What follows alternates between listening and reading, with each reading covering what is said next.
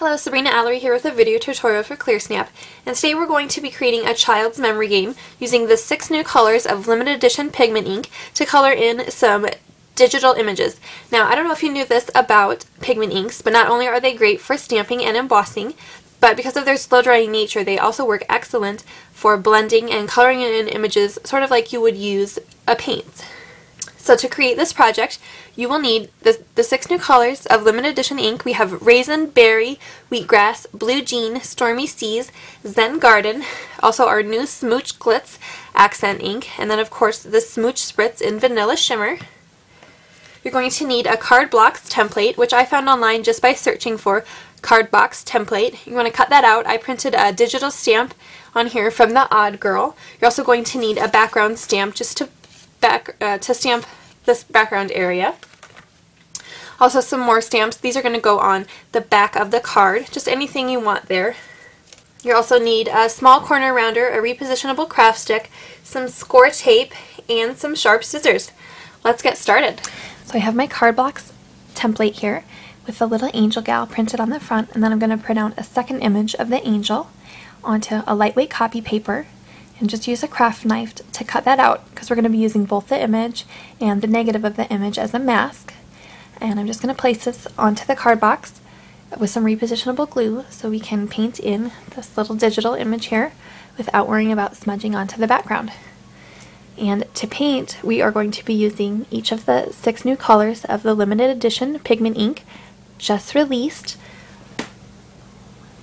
And I'm going to be using a Q-tip to blend and paint on those colors.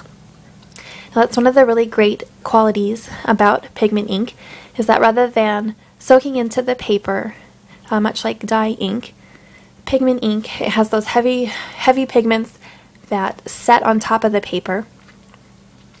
And of course that creates a longer drying time, which is great for embossing, but also for blending and using the colors like paint. Pigment ink has a very thick, rich consistency. It's really heavy, sort of like mayonnaise. You're not able to use it on any sort of glossy surface without, of course, embossing the color. It would never dry. But just on a regular cardstock, they will dry. It just takes a little bit longer than other types of inks. And of course, the color is always very rich, and it's true to the color that you see right there on the pad.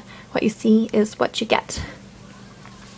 So to use the pigment inks, I'm just using a Q-tip here because I have just a small area. The stamp is about 2 by 3 inches, and I'm just going to use that to dab into the pigment ink. Just one little dab. It really spreads out. The color spreads out, so it goes a long way. You could also use a paintbrush, but I don't find that it spreads the color as well.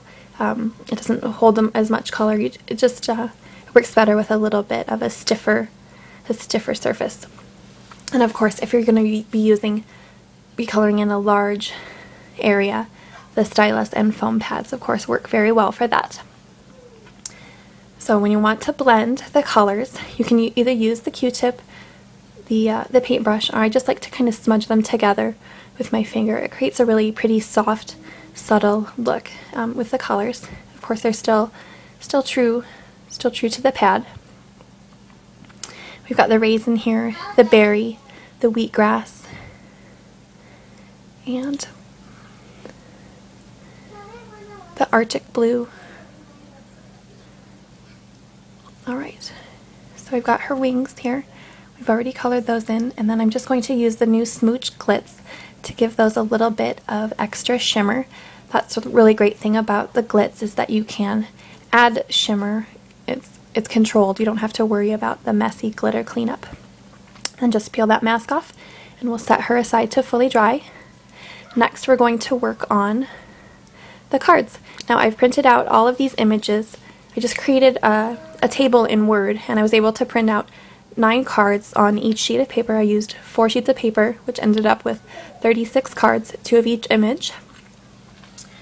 And then I'm just going to, I left the image in black and white so the kids can color those in. So this is a project that you can work on with your kids, which just makes it a little extra fun. fun for them.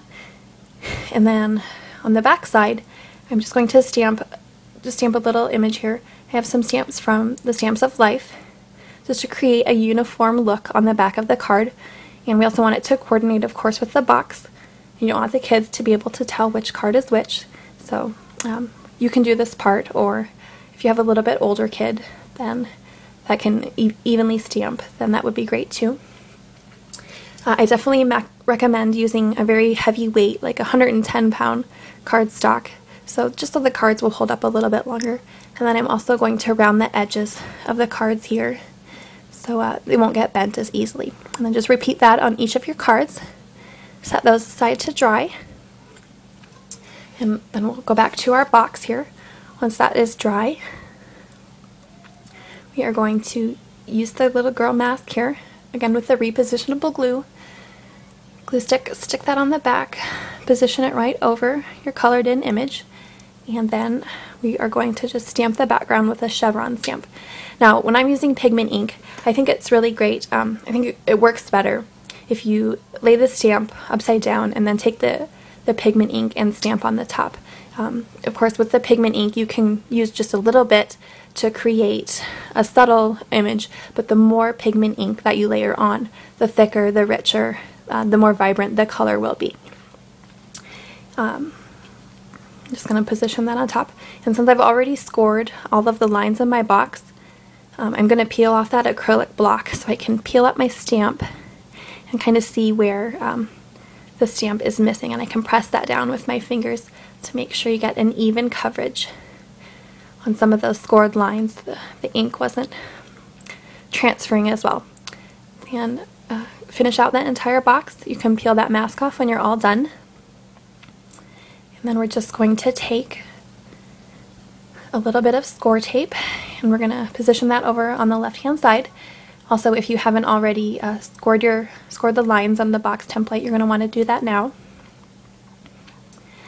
You can fold the box up, and then we'll be able to stick the cards inside. I was able, using the 110-pound cardstock, I was able to create 36 cards to fit in here, which is plenty for an older child. And you can split up the game to make it not too challenging for a younger child. I'm just going to add one little more sentiment to the front here, since we're using lots of sweet images. Babies, puppies, candy, fruit. Stick your cards inside there to finish it out, and we have our very own memory game. Thank you so much for joining me today. For more ideas and inspiration, please visit clearsnap.blogspot.com, and for product information, please visit www.clearsnap.com.